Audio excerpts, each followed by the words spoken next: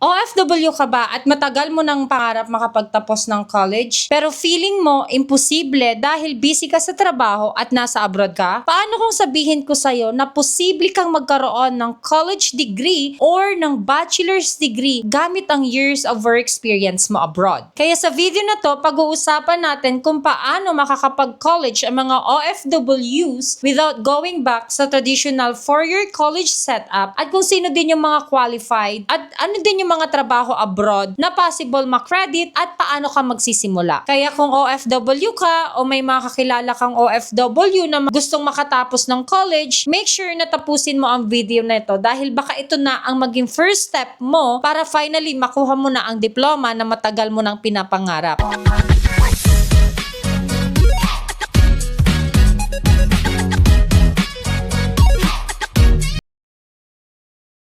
Napaka-importanteng pag-usapan nito dahil alam naman natin na napakaraming OFWs ang matagal nang gustong makapagtapos ng college pero hindi nila alam kung paano magsisimula ulit. May iba, high school graduate lang, may college units pero hindi natapos, nag-stop dahil sa financial problems, napilitang magtrabaho agad abroad, inuuna ang pamilya, inuuna ang mga anak, inuuna ang mga responsibilidad, at habang tumatagal parang nawawala na yung hope na makapagtapos ng college. At honestly, isa sa pinakamalaking insecurity minsan ng mga OFWs ay yung wala silang college degree kahit sobrang experience na nila sa trabaho. May mga OFWs na supervisors na, managers na, expert na sa field nila, years na ang experience nila. May mga 5 years nga, 10 years na, 15 years, 20 years na sa kanilang mga trabaho. Pero kapag nag-apply minsan sa mga matataas na position, hinahanap pa rin ng diploma. At minsan, masakit isipin na ang dami ko nang alam sa trabaho pero dahil wala akong degree, limitado pa rin ang opportunities. At dito pumapasok ang ETIAP. Kaya sa video na to, pag-uusapan natin ano ba talaga ang ETIAP? Paano ito gumagana? Sino ang mga qualified? Anong mga trabaho abroad ang possible ma-qualify? Anong mga courses ang possible kunin? Ano ang mga requirements? Paano ang process ng application? Mga realistic expectations and mga common mistakes and practical advice para sa mga gustong mag-apply.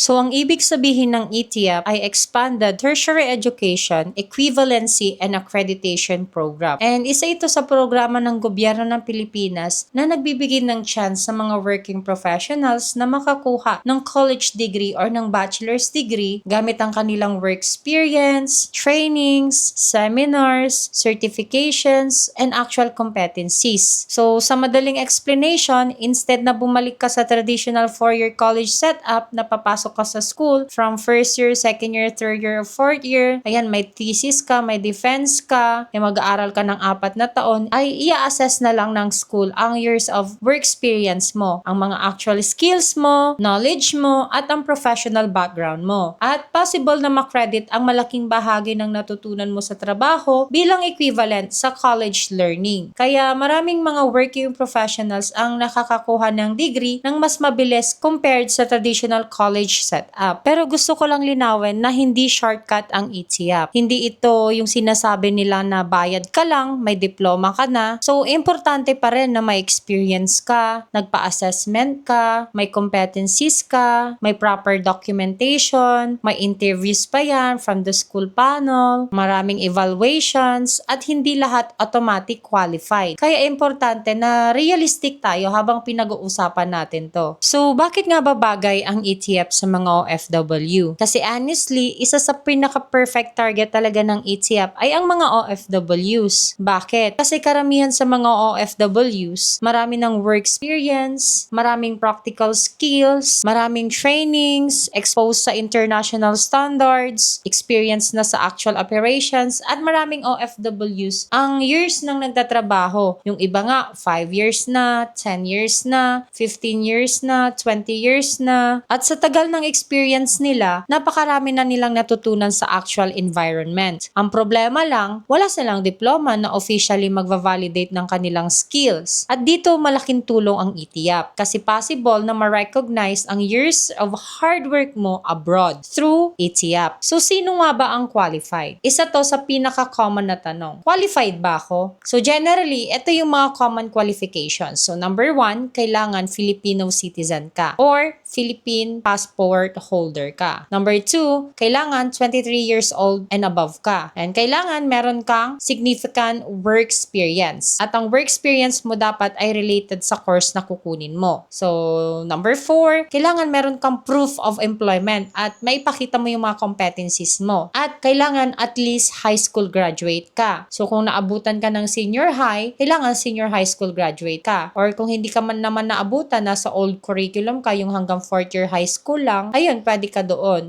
Pwedeng at least high school graduate or senior high school graduate. Ayan guys, depende na lang kung naabutan mo yung old curriculum or yung new curriculum nila. At kung ano ka naman, ALS graduate ka, kailangan may nakalagay na eligible to college. So kung sa tingin mo na-meet mo na yung minimum qualifications, ang susunod mong gagawin dyan ay i-ready mo or i-gather mo lahat ng mga documents mo. Katulad ng letter of intent or letter of introduction addressed to the ETIAP director. And then yung susunod naman is yung comprehensive resume mo with job description naman. Ayan, yung nakalagay yung mga duties, responsibilities mo, and functions mo sa certain position na nandoon sa resume mo. Okay? And yung susunod naman is yung accomplish ETIAP application form. With picture naman yan, either 1x1 or 2x2, depende na lang kung ano yung nire-require ng school. Susunod naman is yung PSA birth certificate, marriage certificate, kung ikaw ay kasal, or kung high school graduate ka, kailangan ng Form 137, or kung nakapasok ka sa college pero hindi ka natapos, kailangan mo pa rin kumuha ng TOR sa kanila. Ayan. And yung pinaka-importante, yung certificates of employment mo. Ayan, yung ibang school nagre-require ng notarize, yung iba naman, okay lang na hindi notarize. So, depende talaga yan sa school. And then, yung professional achievements mo, kailangan mo din i-ready yan. Kung meron kang TESDA certificates, PRC license, ayan, kung meron kang mga awards, honors, ayan, i-include mo din yan, guys, kasi pandagdag din yan ng credentials. Pati yung mga certificates of professional development, katulad ng training, seminars, workshops, yung mga short-term courses, and minsan guys, pati yung travel history mo, ayan, ilalagay mo din yan doon kung ano yung mga natutunan mo sa travel mo na yon. Ayun lang naman guys, yung mga basic documents na kailangan mong i-ready. Okay? Kung meron mang madadagdag dyan, depende na yun sa school. Kung may mga hihingin pa silang additional requirements. Okay? Kasi take note guys, iba-iba po ang mga requirements ng school. Minsan, hindi sila humihingi ng recommendation letter. Ganyan. Okay lang na walang recommendation letter. Pero yung ibang school, gusto nila merong recommendation letter from your immediate supervisor, from your manager, from your colleagues or co-workers. Ayan guys. Kaya mas maganda talaga na makipag-coordinate po kayo sa focal person ng ETIAP school na gusto nyong pag-applyan. Ayan guys. Pero disclaimer lang guys, kasi iba-iba ang policies ng bawat school. So may mga schools na mas strict. Stricto sila guys when it comes to requirements. Okay? Yung iba naman flexible and mas detailed ang assessment. Kaya importante talaga na directly kang makipag-coordinate sa school na a-applyan mo.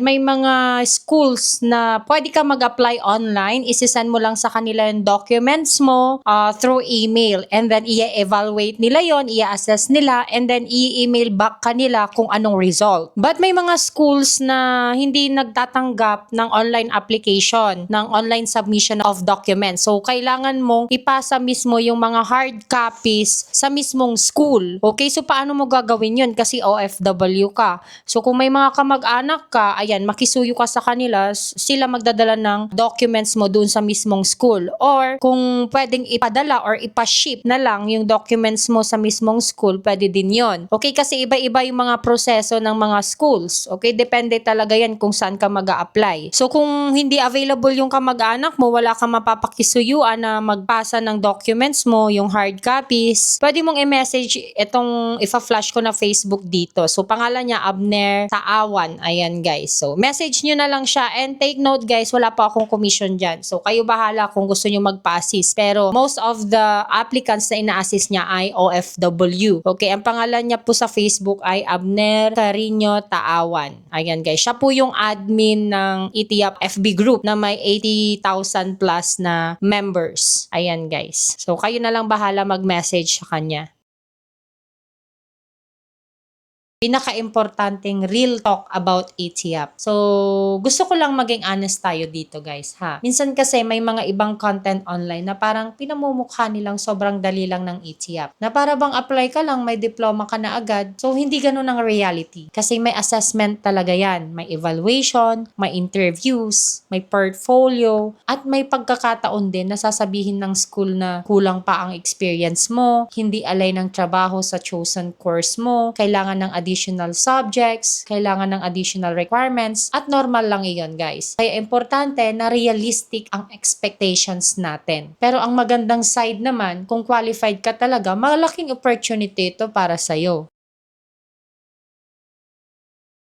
Ito yung mga OFW jobs at mga practical courses na possible nilang kunin. So, kung ang trabaho mo abroad ay domestic helper or DH, wag mong maliitin ang experience mo. Kasi araw-araw kang nagmamanage ng household, nag-organize ng schedule, nagpe-prepare ng meals, nag-aalaga ng bata or elderly, nagmamanage ng time, nag-work under pressure, at ang mga skills na ito ay possible ma-align sa mga courses na food service management, Bachelor of Science in Hospitality Management, and many more. Okay? So, depende sa assessment ng school. So, yung mga ibibigay ko sa inyong mga sample courses dito ay based yon sa mga ibibigay ko rin ng mga duties and responsibilities samples. Okay? So, number 2 is caregiver. Okay? So, kung ikaw ay caregiver abroad, napakarami ring valuable experience. Kasi caregiving requires patience, communication, emotional intelligence, monitoring, people skills, health support, and ang mga possible courses ay related sa wellness or service-related programs katulad ng Bachelor of Science in Hospitality Management or pwede rin pumasok sa Bachelor of Science in Social Work. So, number 3 work is the hotel staff. So, kung nasa hotel industry ka, nasa front desk, housekeeping, guest relations, so ang possible courses ay hospitality management or tourism management. At kung managerial level naman, pwede kang pumasok sa Bachelor of Science in Business Administration. So number 4 is kung ikaw naman ay restaurant staff, kung ikaw ay waiter, service crew, or barista, restaurant supervisor, so possible na courses para sa'yo ay hospitality management or pwedeng pumasok din sa business administration. And kung ang position mo naman sa abroad ay office staff or administrative assistant, pwedeng course sa'yo ay Bachelor of Science in Office Administration or Bachelor of Science in Business Administration, and yung major mo is magdedepende na sa actual duties and responsibilities mo. So kung ikaw naman ay factory worker, ang possible courses para sa'yo ay Bachelor of Industrial Technology, pwede kang mag-major dyan sa Electronics Technology, pwede ka rin pumasok sa Bachelor of Science in Business Administration. Yung mga majors guys, depende na yan sa assessment ng school kung anong major ang ibibigay nila. Okay guys, kasi iba-iba yung assessment ng school. Depende kung paano nila i-assess yung iyong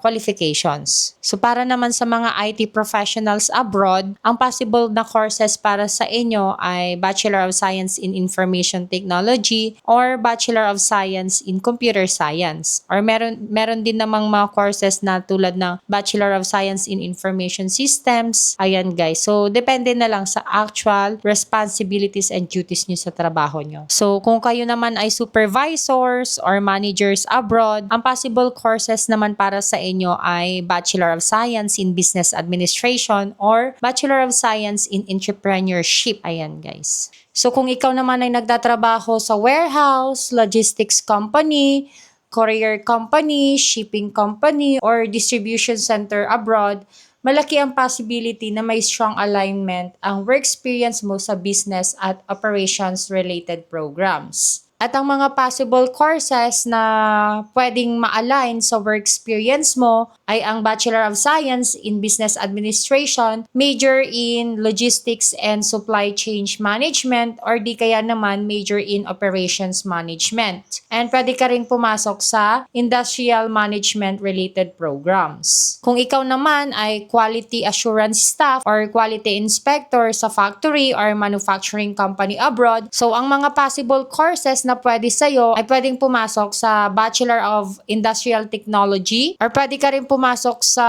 course na Bachelor of Science in Business Administration. Kung ikaw naman ay nag-work as sales associate or retail staff sa supermarket, convenience store, department store, electronic shop, or luxury retail stores, at ang mga typical duties mo ay customer assistance, product presentation, sales transactions, inventory monitoring, merchandising, and customer service, ang mga possible courses na pwede sa'yo ay Bachelor of Science in Business Administration, major in Marketing Management, or pwede rin Bachelor of Science in Entrepreneurship or other retail management related programs. So kung ikaw naman ay ESL teacher, English teacher, language instructor, or academic tutor, malaki ang possibility na align ang iyong experience sa education programs. Kasi ang mga typical duties mo nito ay lesson planning, classroom management, student assessment, curriculum implementation, and parent communication. So ang mga possible courses na pwede sa'yo ay Bachelor of Elementary Education, Bachelor of Secondary Education, or other English education related programs. So kung ikaw naman ay preschool teacher, daycare teacher, kindergarten teacher, or assistant teacher abroad, at ang mga typical duties mo ay teaching young learners, lesson preparation, classroom supervision, child assessment, parent communication, and activity planning, ang mga possible courses sa'yo ay Bachelor of Elementary Education or Bachelor of Early Childhood Education. At kung ikaw naman ay mason, carpenter, steelman, finishing worker, or general construction worker, napakarami mong technical skills na nade-develop sa actual construction projects.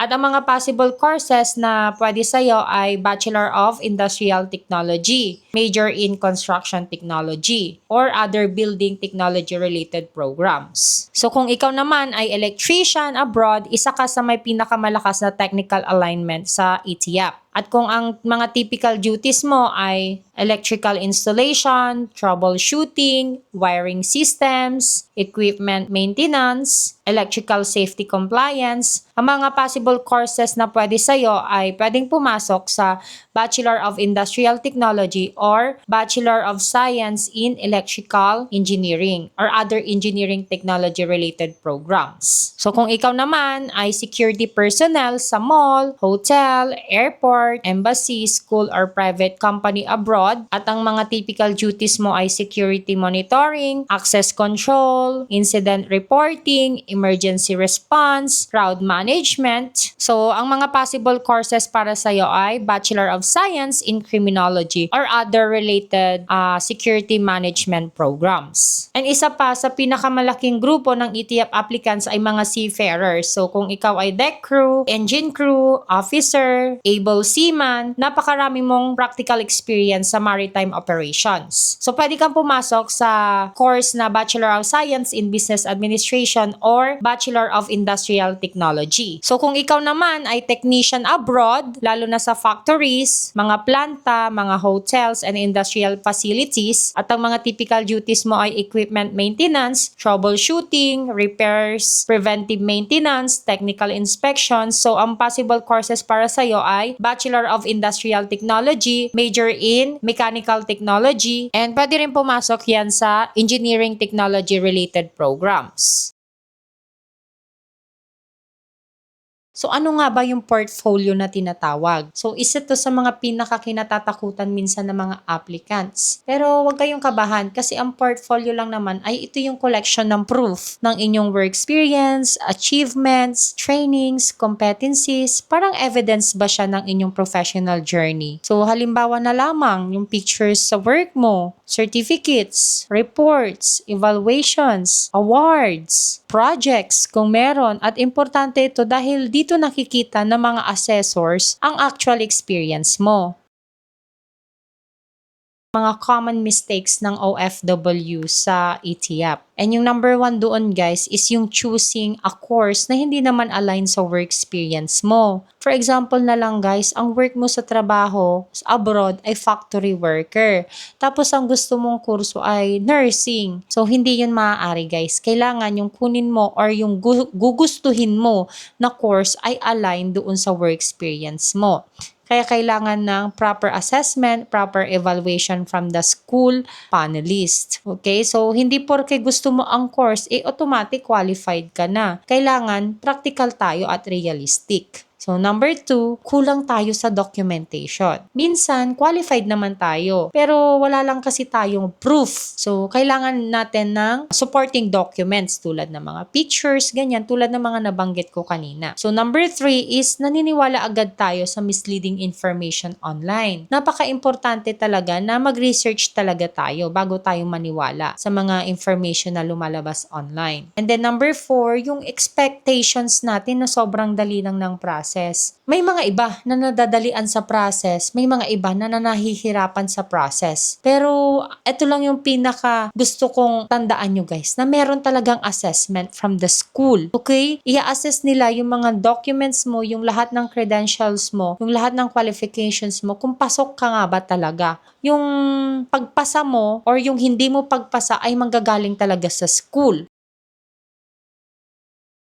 Sulit ba ang ETIAP para sa mga OFWs? Personally, para sa maraming OFWs, yes. Bakit? Kasi possible magkaroon ka ng degree in a short period of time, in a span of 6 months to 2 years. Right? Kahit hindi ka bumabalik sa traditional way of schooling na 4 years kang pupunta sa school. Possible yan dito sa ETIAP. Okay? And number 2, career advancement. Number 3, additional credentials. So, yun nga, yung kung gusto mo ng promotion, ayan, napakalaking tulong nito kasi makakakuha ka ng bachelor's degree or ng college diploma. So, dagdag credentials mo din yon. And number 4 is yung self-fulfillment mo. Diba? Yung matagal mo nang pinapangarap na degree, diploma, makukuha mo na habang nagtatrabaho ka. And personal achievement mo din yan talaga. At minsan, hindi lang ito tungkol sa trabaho kasi minsan fulfillment din ito sa sarili mo. Yung feeling na finally, graduate na ako after long years. Graduate na ako, meron na akong hawak na bachelor's degree or meron na akong hawak na college diploma. Napakasarap sa feeling ng ganun guys, yung self-fulfillment mo ba?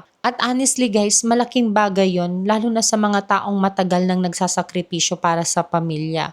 Yung makakuha lamang ba sila ng ng self-fulfillment nila through ETIAP na makahawak sila ng sarili nilang diploma. Hindi lang basta-basta diploma, college diploma. Bago ko tapusin tong video na to guys, magbibigay lang ako ng maikling message para sa mga OFWs. Okay? Gusto ko lang sabihin sa inyo na hindi hadlang ang edad, hindi hadlang ang pagiging busy, hindi hadlang ang pagiging nasa abroad, hindi hadlang ang matagal ng paghinto sa pag-aaral because your years of hard work abroad matter. Your experience matters. Your sacrifices matter. At possible na ang experience mo mismo ang maging daan para finally magkaroon ka ng college degree or ng bachelor's degree. At iyan mga ka-ETIAP ang ating full discussion tungkol sa ETIAP for OFWs, paano magka-college degree habang nagtatrabaho abroad. So, kung may mga questions kayo tungkol sa ETIAP, comment nyo lang dyan sa baba guys at share nyo yung mga experiences ninyo. Sabihin ninyo ang work ninyo abroad at possible na gumawa tayo ng mas specific videos para sa inyong profession. At kung nakatulong itong video na ito, please like, share, and subscribe guys sa ating channel para mas marami pa tayong matulungang mga ETIAP aspirants na gustong makakuha ng bachelor's degree guys. Ayun lang guys, maraming salamat sa panonood at see you in my next vlog. Goodbye!